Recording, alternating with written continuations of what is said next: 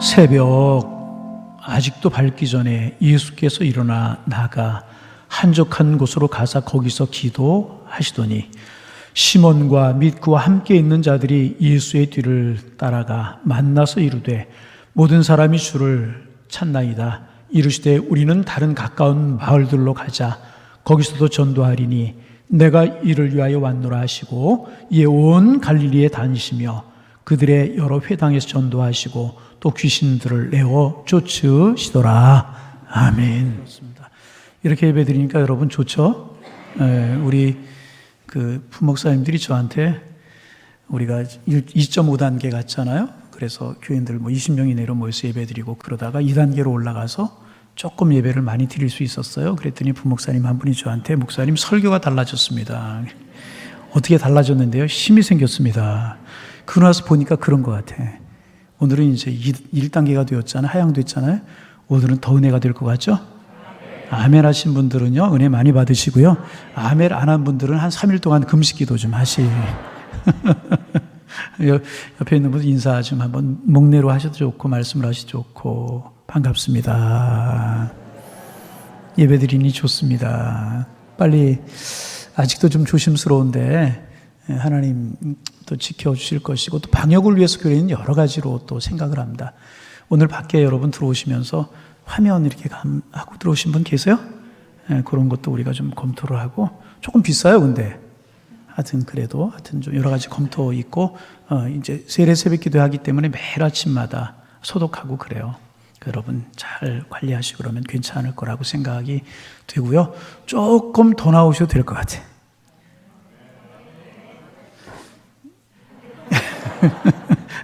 나만 나오면 됐어요? 그거 아니고요. 조금 더 나오시 좋을 것 같다는 생각이 들어요. 참 여러분 뵈니까 행복하고 목사는 교인들을 만나 행복한 것 같아요. 여러분 저 만나면 행복해요? 정말이요? 5사람 아멘 안 했어요. 제발. 반가워서 제가 인사드리는 겁니다. 오늘은 두 아내를 둔 한 남자의 고민스러운 이야기로부터 말씀을 좀 시작하려고 이제 합니다. 한 남자가 두 아내와 살았어요. 정상 아니죠? 그런데 한 여인은 남편에게 무척 사랑을 받았지만 다른 한 여인은 남편에게 미움을 받았습니다. 그런데 두 여인이 비슷한 시기에 각각 아들을 이제 낳게 되었습니다. 그리고 세월이 흘러 그 남자는 늙었고 아들들은 성장을 했습니다. 이제는 두 아들 중에서 누구에게 자신의 이름과 자신의 명예를 그리고 자신의 재산을 물려줄 것인지를 정해야만 됐었습니다. 장자가 되면 다른 형제들보다 2배의 재산을 물려받고 아버지의 명예를 계승하고 가문의 대표가 되는 겁니다. 이야기를 들으시면서 아니 그게 무슨 선택의 문제인가? 당연히 먼저 태어난 아들이 장자 아닌가? 아버지의 이름과 명예를 물려받아야지. 이렇게 생각하실 수도 있으실 것입니다. 그렇습니다. 어떤 여인이 낳았든지 먼저 태어난 아들이 장자이고요. 그 장자가 가문의 대표가 되는 것은 하나님의 뜻이기도 한 것입니다. 그런데 여기에 문제가 하나가 있습니다. 무슨 문제냐? 먼저 태어난 아들은 이 사람이 싫어하고 미워하는 여인의 아들이었다는 거예요.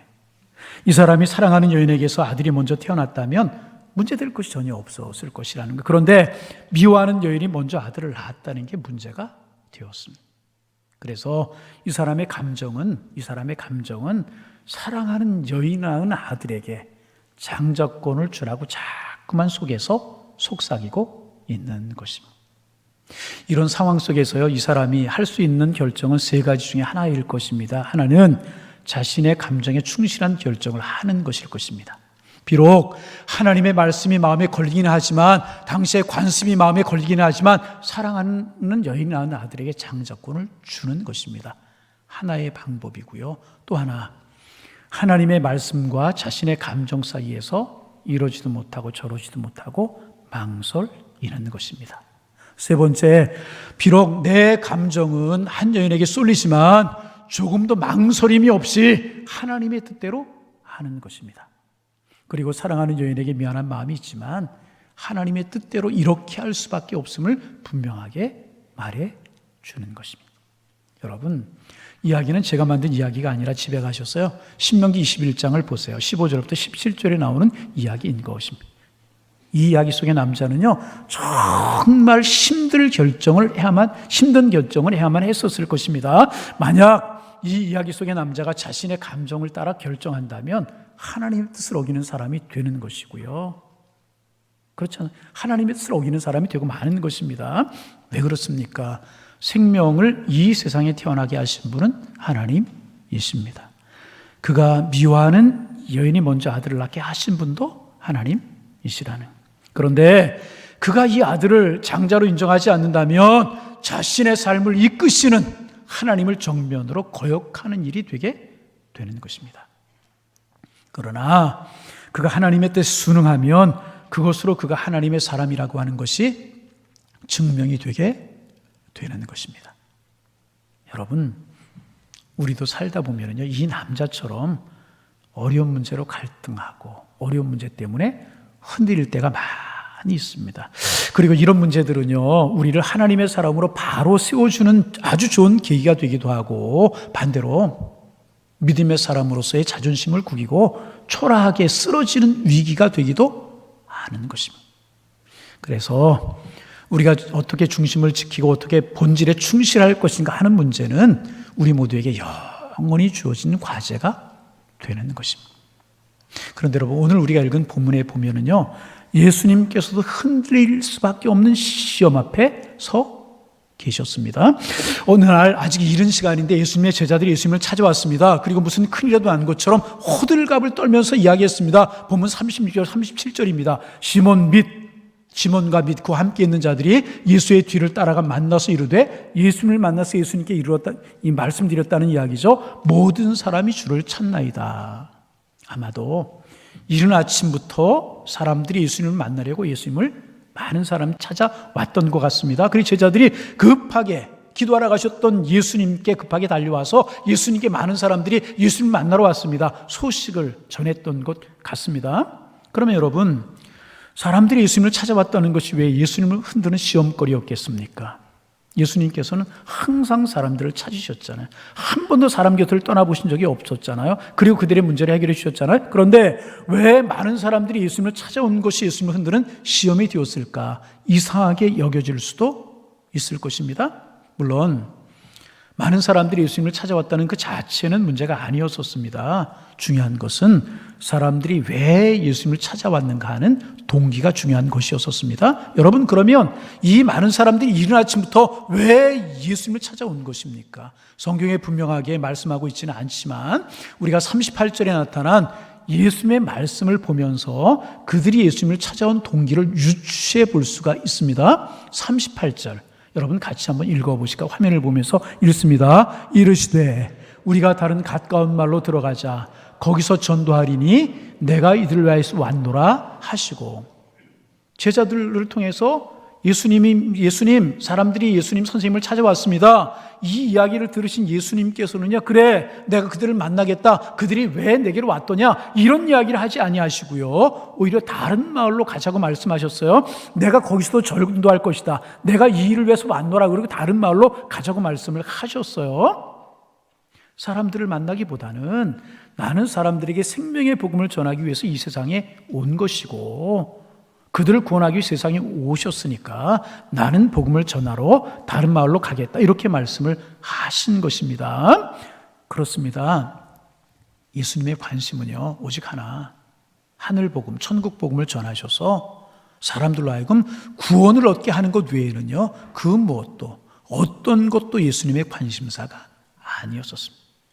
많은 사람들이 예수님께 몰려왔습니다. 그 이야기를 들으시며 예수님께서는 그래서 내가 다른 마을로 가자. 그 마을에 가서 내가 전도할 것이다. 내가 이 일을 위해서 왔노라.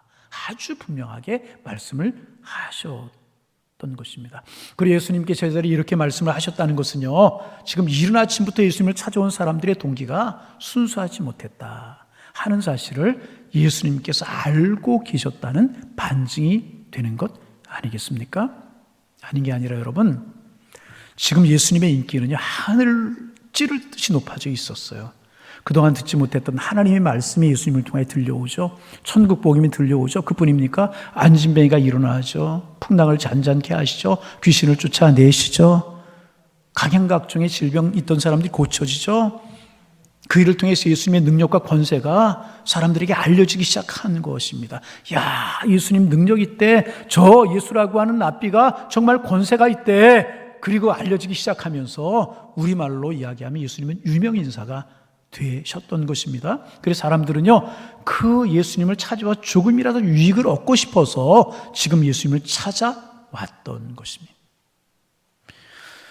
그런데 여러분, 이런 심리는요, 예전이나 지금이나 다를 바가 없는 것입니다. 그래서 사회적으로 저명한 유명 인사의 집에 혼사가 있으면 하객들이 많이 몰린다고 그러잖아요. 같은 이치라고 이야기할 수가 있어요. 만약 그들이 예수님의 정말 생명 있는 복음의 말씀을 듣기 위해서 예수님을 찾아왔고 예수님의 손길을 통해서 위로받기를 원하고 예수님을 통해서 은혜 얻기를 위해서 찾아온 곳이라고 하면 예수님께서는 이들을 결코 거절하시고 다른 마을로 가지 아니하셨을 것이라는.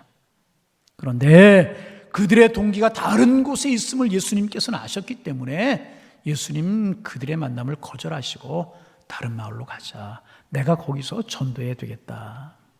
이렇게 말씀을 하신 것이란.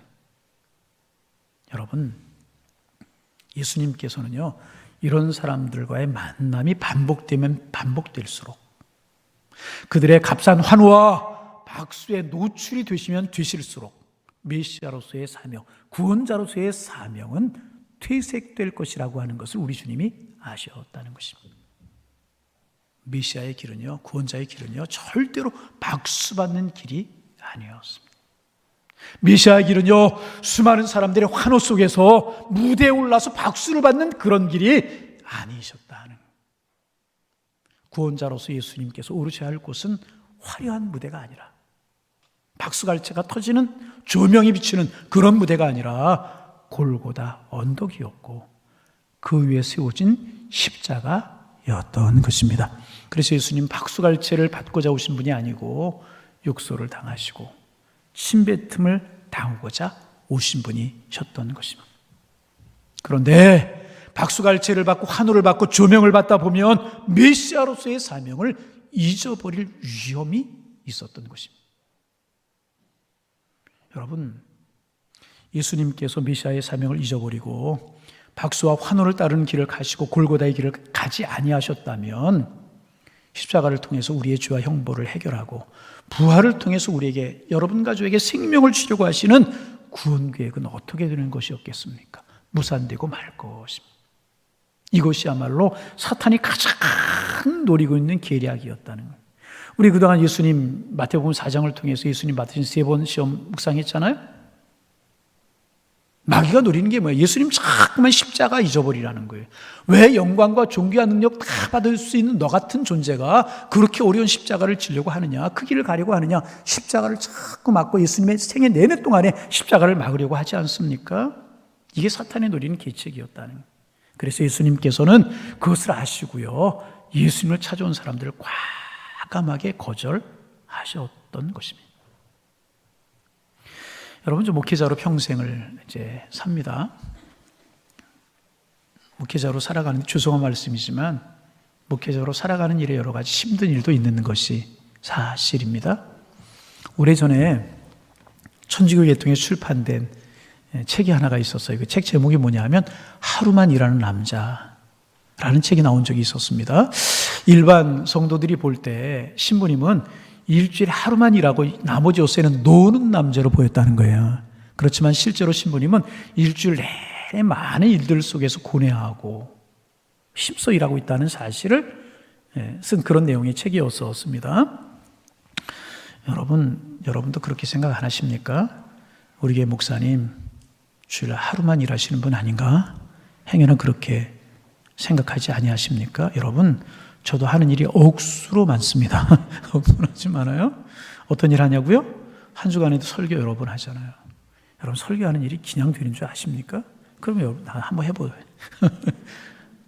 연구하고 기도하고 그러지 않으면 안 돼. 그분입니까? 성경 공부해요. 성경 그냥 되나요? 여러분, 그분입니까?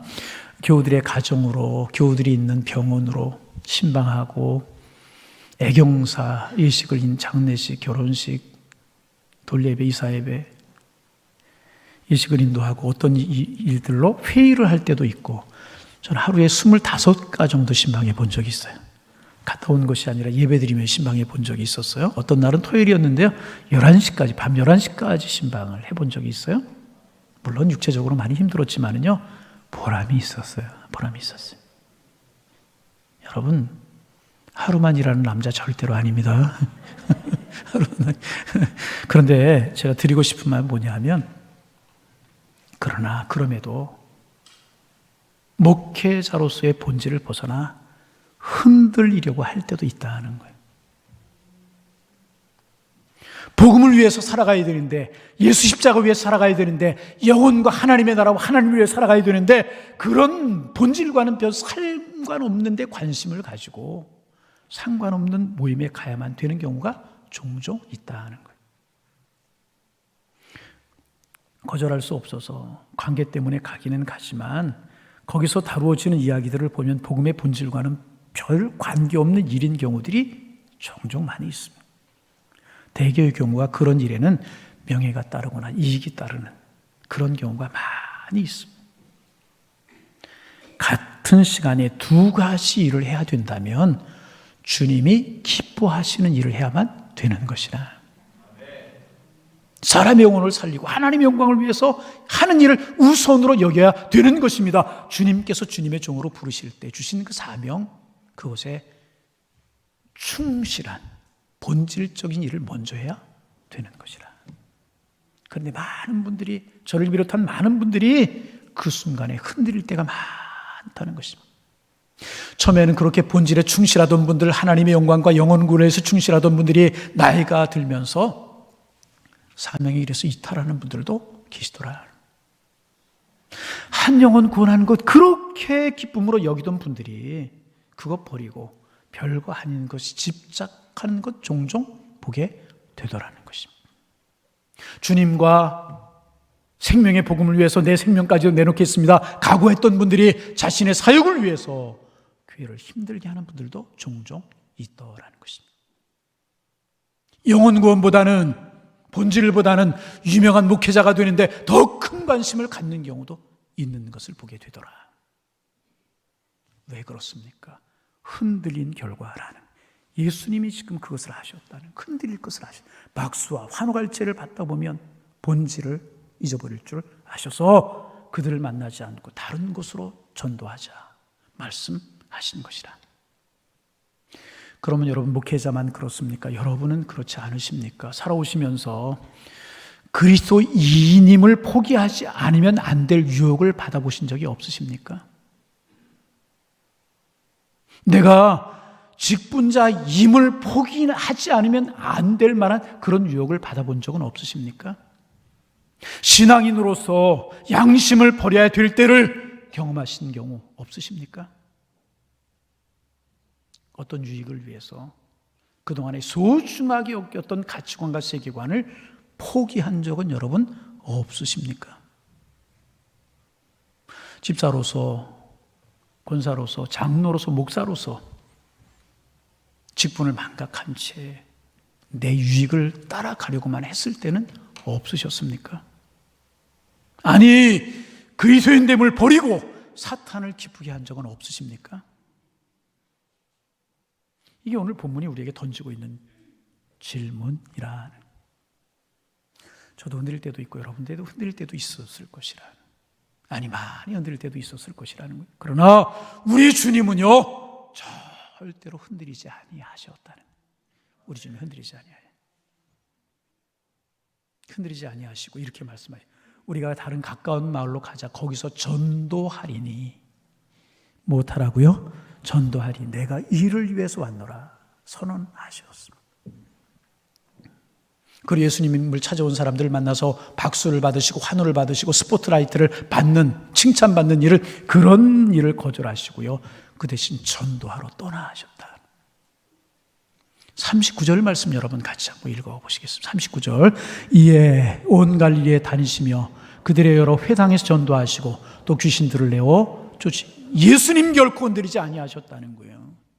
어떤 일이 있을지라도 마귀가 예수님의 생애 동안 그렇게 예수님을 유혹하는데도 묵묵하게 메시아의 길을 걸어가셨습니다.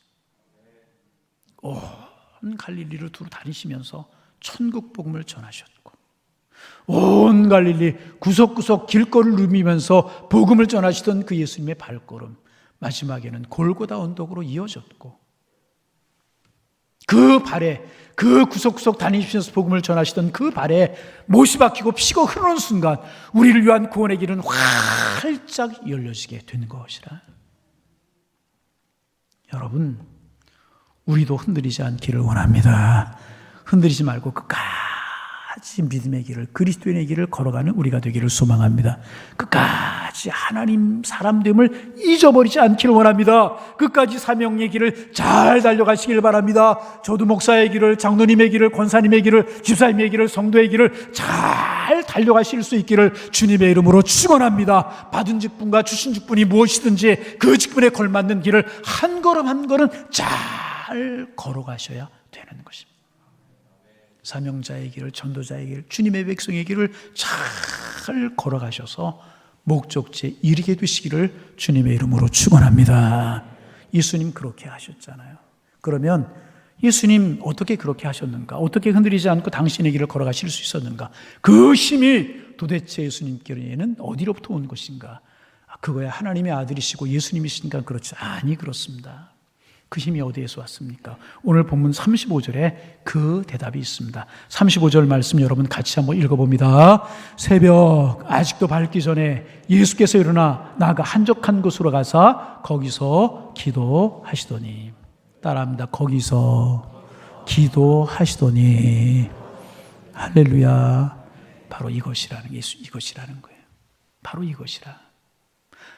흔들리지 않으셨던 그 능력과 힘의 근원이 어디에서 왔는가? 예수님께서는 새벽 미명, 아직 밝기도 전에 사람 없는 한적한 곳에 가서 늘 기도하셨다. 유혹에도, 시험에도, 사람의 환호성에도, 박수갈채에도, 스포트라이트에도, 사탄의 유혹에도 흔들리지 않는 힘을 얻으신 곳이 어디였는가? 바로 그 기도의 자리였다는 것입니다. 여러분, 기도에는 여러 가지 기도가 있어요. 우선 얻기 위해서 드리는 기도가 있어요. 주세요. 손에 쥐기 위한 기도, 쟁취와 성경을 위한 기도, 그래 잘 되기 위한 기도가 있어요. 그런가 하면 내가 하나님이 원하시는 사람이 되고자 하는 기도가 있어요. 나 하나님 이런 사람 되기를 원합니다. 그것은 존재를 위한 기도.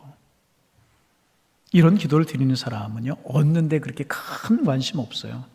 일용할 양식을 달라고 주님이 우리에게 기도 가르쳐 준 거 사실이에요. 그런데 하나님이 지키시고 책임져 주실 거 믿고 얻는데 큰 관심이 없어요. 이런 사람은요, 되고자 하는 마음으로 기도합니다. 그리스도인다운 그리스도인 되기 위해 기도하고, 목사다운 목사 되기 위해 기도하고, 장로다운 장로 되기 위해 기도하고, 권사다운 권사 되기 위해서 기도하고, 성도 집사다운 성도 집사 되기 위해서 기도하는 것입니다. 이런 기도는요, 뿌리 내리기 위한 기도다, 그렇게 이야기할 수가 있습니다. 이런 기도를 드리는 사람은요, 자신의 인생이 흔들리지 않기 위해서 뿌리가 깊어야 된다는 것을 알고, 내 인생에 뿌리를 내려야 할 대지는 세상이 아니고 물질명의 권세가 아니고 사람들의 박수갈채가 아니고 하나님이심을 잘 알고 있습니다. 그래서 기도로 하나님 앞에 더 깊이 뿌리를 내리고, 더 깊이 뿌리를 내리고, 그 대신 하나님께서 주시는 힘으로 유혹의 바람이 불어올 때 흔들리기는 할 수 있지만 결코 뽑히지 않을 것임을 잘 알고 있는 사람, 이런 사람에게는요, 기도가 거룩한 일이 되게 되는 것입니다. 기도가 고역이 아니에요. 기도가 억지가 아니에요. 기도가 거룩한 일이 되게 되는 것입니다.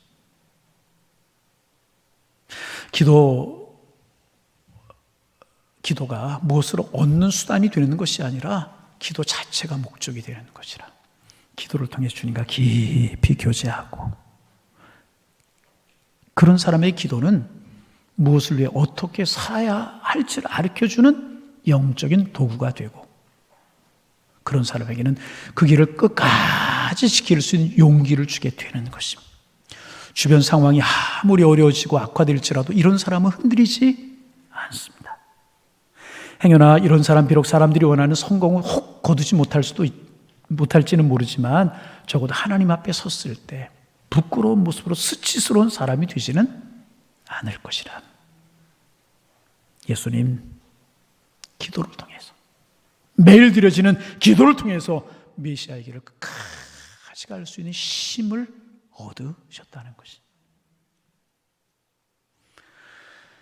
매일 한적한 곳을 찾으셔서 새벽 미명에 기도하셨던 예수님의 이 기도는 겟세마네 동산으로 이어졌고, 그 예수님의 겟세마네 동산의 기도는 살기 위한 기도가 아니고, 얻기 위한 기도가 아니고 죽기 위한 기도이셨습니다. 아버지, 아버지요, 내 뜻대로 하지 마옵시고 아버지의 뜻대로 되기를 원하나이다. 그렇게 기도하신 결과 예수님은 십자가를 지셨어요. 물과 피를 다 쏟으셨어요. 그리고 여러분과 저는 구원을 얻게 되었습니다. 그 예수님의 기도는 십자가 위까지 이어졌습니다. 당신을 십자가에 못 박는 악한 사람들을 위해서 아버지여 저들을 사하여 주옵소서. 자기들이 하는 일들을 알지 못함이니이다. 용서를 구하는 기도를 하셨습니다. 그리고 마지막에는요, 내 영혼을 아버지 손에 부탁하나이다. 기도로 이어졌습니다. 그리고 여러분, 이 기도는요, 언젠가는 우리 모두가 드려야 될 기도인 것입니다. 내 영혼을 아버지의 손에 부탁하나이다. 언젠가 우리가 드려야 되는 기도이지 않습니까? 여러분, 이 가을에 우리 모두 예수님의 기도를 배우게 되기를 원합니다. 특별히 한적한 곳을 찾으셔서 새벽에 기도하셨던 그 예수님의 기도를 배우기를 원합니다. 기도로 하루의 문을 열기를 원합니다. 그래서 여러분, 기도는요, 조각가의 칼과 같다, 그렇게 말할 수 있습니다. 무슨 뜻입니까? 조각가의 칼이 작품에 닿으면 닿을수록에 그 작품 완성된 모습을 갖춰가게 되고요, 조각가의 칼이 작품에 닿으면 닿을수록에 예술성이 높아지게 되는 것이라. 마찬가지로 우리가 기도를 드리면 드릴수록에 우리의 기도가 깊어지고, 우리가 기도를 드리면 드릴수록에 우리는 그리스도인답게, 하나님의 사람답게 아름답게 빚어지게 되는 것이라. 그래서 기도 시간은요, 하루 나머지 시간 전체를 결정하는 시간을 가지게 되는 것입니다. 새벽에 기도하는 사람이라면 그 새벽의 나머지 전체 시간을 인도할 것이, 저녁에 기도하는 분이라고 하면 저녁의 기도가 그 다음날 전체를 인도할 것이라. 무리로 모습이 드러난 빙산만 보고 한 사람을 평가하지 말아야 될 것입니다. 한 사람의 진정한 모습은요, 물 위에 드러난 부분이 아니라 물속에 잠겨져 있어 보이지 않는 부분인 것입니다. 기도는 한 사람의 존재에 있어서 물 아래에 있는 빙하와 같은 것입니다. 보이지 않는 기도가 그 사람의 삶을, 인생을 결정하게 되는 것입니다. 여러분, 성경에 보면 예수님의 제자들, 예수님 늘 따라다녔잖아요. 그래서 예수님을 누구보다 잘 안다고 생각을 했었을 것입니다. 그러나 제자들 예수님 잘 알지 못했어요. 예수님이 능력 있는 말씀만 듣고 행하시는 권능을 보고 그분이 대단한 분임을 알긴 했지만 모르는 것이 있었어요. 그 말씀, 그 능력, 행하시는 권능의 능력의 원천이 기도라고 하는 사실을 제자들은 알지 못했다는 거예요. 예수님의 기도의 기쁨을 몰랐어요. 예수님이 얼마나 기도를 하나님과 교제하시는지 몰랐어요. 얼마나 뜨거운 눈물을 기도할 때마다 흘리시는지 몰랐어요. 땀방울이 빗방울이 되기까지 겟세마네 기도가 이미 새벽마다 드려지고 있다는 사실을 제자들은 몰랐다는 것입니다. 그래서 너희가 나를 위해 한시 동안도 깨어 있을 수 없더냐, 깨어 기도하라고 말씀하셨을 때 겟세마네에서 그들은 예수님을 몰랐기 때문에 다 잠들어 있고 말았다는 것입니다. 그들 스스로 예수님을 잘 안다고 생각했지만 기도에 있어서만은 예수님을 알지 못하는 상태에 있었다는 것입니다. 그리고 예수님의 이 기도를 알지 못하는 한 그들은 진정한 예수님의 사람 아니었었다는. 그래서 예수님 잡히자 다 도망해버리고 숨어버리고 도망해버리는 사람들이 예수님의 사람입니까? 아니잖아요.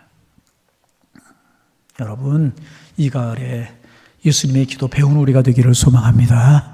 거기서 기도하시고 거기서 전도하셨다. 얼마나 아름다운 모습이십니까? 한 시인이 겟세마네 동산에서 주님과 함께 기도하지 못하고 잠들어 있던 제자들의 모습을 보면서 그 제자들의 모습 속에 자신의 부끄러운 모습을 발견했어요. 그리고 시 한 편을 썼어요. 시인이.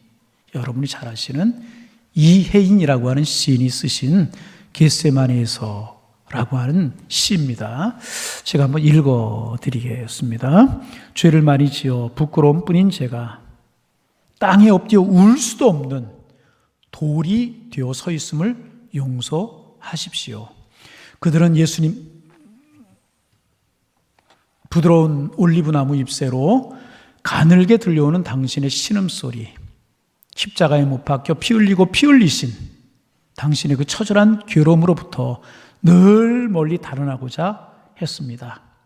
당신을 섬기면서도 당신의 길을 따르기는 쉽지 않았던 세월들을 보며 오늘도 그저 스쳐 지나가는 바람으로나 당신 곁에 머무르려고 하는 저를 용서하십시오. 스쳐가는 바람으로나 주님 곁에 머무르려고 했던 저를 용서하십시오. 시인이 이렇게 노래했습니다. 여러분, 예수님께서요, 지금도 함께 기도할 기도의 동역자를 찾고 계십니다. 예수님께서요, 겟세마네 기도할 기도의 동역자를 찾으십니다.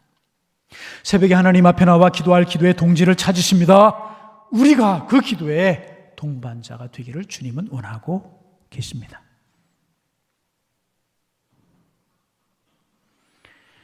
여러분, 기도는요, 하나님께 뿌리를 내리는 거예요. 세상에 분주함에 뿌리 내리고 사람들에게 뿌리 내리고 명예와 권세에 뿌리를 내렸던 우리의 뿌리를 뽑아서 하늘을 향하여 하나님 앞에 뿌리를 내리는 것이 기도인 것입니다. 세상에 뿌리를 박은 사람은요, 사탄이 공격하고 사탄이 흔들 때 그 공격 이겨내지 못하고 흔들릴 수밖에 없어요. 그러나 하나님께 뿌리를 둔, 세상의 모든 것으로부터 양분을 공급받고 살아가는 것이 아니라 하나님께 뿌리를 두고 하나님 주시는 양분으로 살아가는 하나님의 사람들은 사탄이 아무리 공격해도 흔들리지 않게 되는 것입니다. 그 길을 묵묵하게 걸어가고 생명의 면류관, 승리의 면류관 주님이 허락해 주실 것입니다. 우리 모두 주님의 동역자가 되기를 원합니다. 무슨 동역자? 기도의 동역자가 되기를 원합니다. 주님 우리를 책임져 주시고 영양분과 은혜를 우리에게 허락하여 주셔서 이 길을 잘 걸어가고 사탄의 시험에 흔들리지 않도록 우리를 지켜주실 것입니다. 이 가을에 주님의 동역자가 되셔서 행복한 동행이 이루어질 수 있는 아름다운 절기가 되실 수 있기를 주님의 이름으로 축복합니다. 축복합니다. 기도하겠습니다. 하나님, 기도로 주님과 동행하는 동역자가 될 수 있도록 축복하여 주옵소서. 예수님의 제자들 예수님 곁에 있으면서도 기도하시던 예수님 알지 못해 졸며 자고 있었는데 우리 예수님의 기도가 능력이었다는 사실을 기억하고 우리도 기도로 주님의 동역자가 되게 하여 주옵소서. 겟세마네 기도의 동역자가 되기 원하고 사역의 동역자가 될 수 있도록 축복하여 주시며 기도와 하나님 앞에 뿌리를 내리며 살아가는 하나님의 사람들 다 되게 하여 주옵소서. 예수님의 이름으로 기도하옵나이다. 아멘.